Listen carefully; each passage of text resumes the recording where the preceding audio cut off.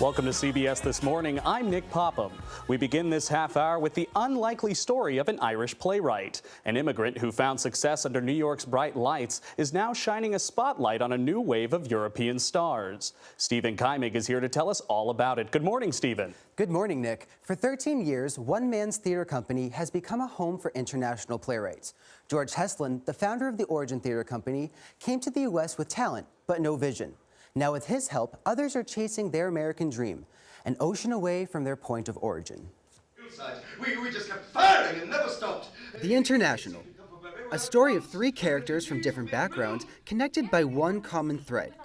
An appropriate theme for George Heslin, whose story begins far away from Broadway in the city of Limerick, Ireland. From an early age, I wanted to be an actor. But Heslin wasn't thinking Broadway stages or big cities until his father surprised him with a green card that he won in the U.S. lottery system. I got a green card in the mail and I was like, what's a green card?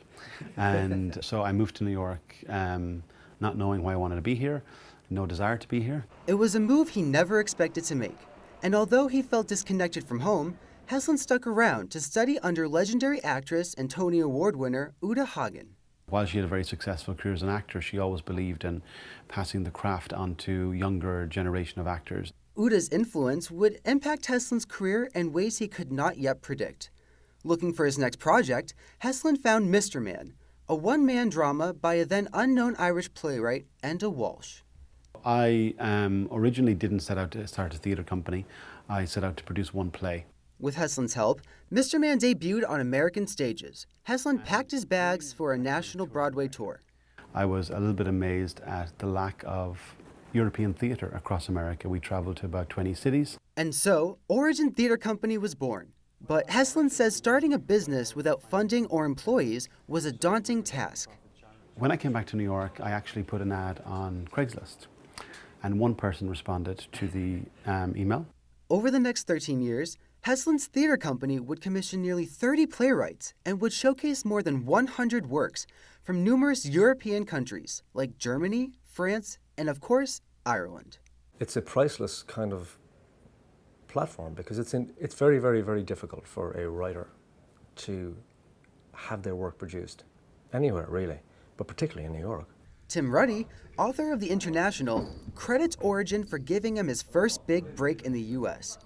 Ruddy not only has a stage to present his work, but now has secure funding and important connections because of Heslin and Origin.